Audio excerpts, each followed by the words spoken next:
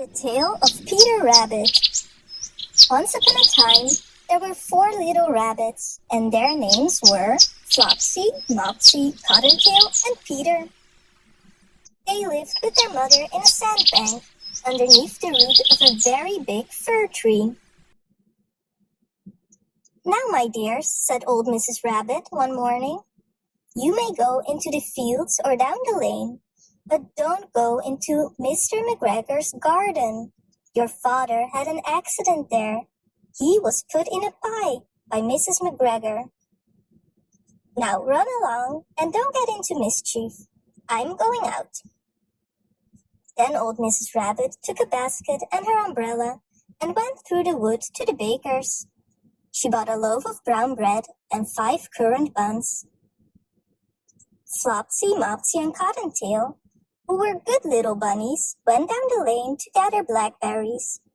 But Peter, who was very naughty, ran straight away to Mr. McGregor's garden and squeezed under the gate. First he ate some lettuces and some French beans, and then he ate some radishes. And then, feeling rather sick, he went to look for some parsley. But round the end of a cucumber frame, whom should he meet but Mr. McGregor? Mr. McGregor was on his hands and knees, planting out young cabbages.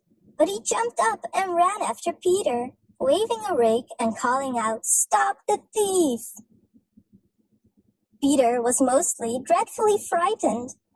He rushed all over the garden, for he had forgotten the way back to the gate. He lost one of his shoes among the cabbages, and the other shoe amongst the potatoes. After losing them, he ran on 4 legs and went faster, so that I think he might have gotten away altogether if he had not unfortunately run into a gooseberry net and got caught by the large buttons on his jacket. It was a blue jacket with brass buttons, quite new. Peter gave himself up for lost and shed big tears, but his sobs were overheard by some friendly sparrows, who flew to him in great excitement and implored him to exert himself. Mr. McGregor came up with a sieve, which he intended to pop upon the top of Peter, but Peter wriggled out just in time, leaving his jacket behind him, and rushed into the tool shed and jumped into a can. It would have been a beautiful thing to hide in, if it had not had so much water in it. Mr. McGregor was quite sure that Peter was somewhere in the tool shed, perhaps hidden underneath a flower pot. He began to turn them over carefully, looking under each. Presently, Peter sneezed. "Achoo!" Mr. McGregor was after him in no time, and tried to put his foot upon Peter, who jumped out of a window, upsetting 3 plants.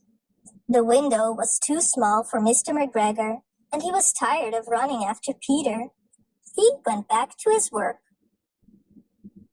Peter sat down to rest. He was out of breath and trembling with fright, and he had not the least idea which way to go. Also, he was very damp with sitting in that can. After a time, he began to wander about, going lippity-lippity, not very fast, and looking all around. He found a door in a wall, but it was locked, and there was no room for a fat little rabbit to squeeze underneath. An old mouse was running in and out over the stone doorstep, carrying peas and beans to her family in the wood. Peter asked her the way to the gate, but she had such a large pea in her mouth that she could not answer. She only shook her head at him. Peter began to cry. Then he tried his way straight across the garden, but he became more and more puzzled. Presently, he came to a pond where Mr. McGregor filled his water cans. A white cat was staring at some goldfish.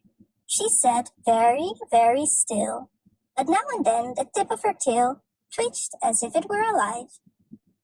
Peter thought it best to go away without speaking to her. He had heard about cats from his cousin, little Benjamin Bunny. He went back towards the tool shed, but suddenly, quite close to him, he heard the noise of a hoe. Scratch, scratch, scratch, scratch. Peter scuttered underneath the bushes, but presently, as nothing happened, he came out and climbed upon a wheelbarrow and peeped over. The first thing he saw was Mr. McGregor hoeing onions. His back was turned towards Peter, and beyond him was the gate. Peter got down very quietly off the wheelbarrow and started running as fast as he could go, along a straight walk behind some blackcurrant bushes. Mr. McGregor caught sight of him at the corner, but Peter did not care. He slipped underneath the gate and was safe at last in the wood outside the garden. Mr. McGregor hung up the little jacket and the shoes for a scarecrow to frighten the blackbirds. Peter never stopped running or looked behind him till he got home to the big fir tree. He was so tired that he flopped down upon the nice soft sand on the floor of the rabbit hole and shut his eyes. His mother was busy cooking. She wondered what he had done with his clothes. It was the second little jacket and pair of shoes that Peter had lost in a fourth night. I am sorry to say that Peter was not very well during the evening. His mother put him to bed and made some chamomile tea, and she gave a dose of it to Peter. 1 tablespoonful to be taken at bedtime. But Flopsy, Mopsy, and Cottontail had bread, milk, and blackberries for supper.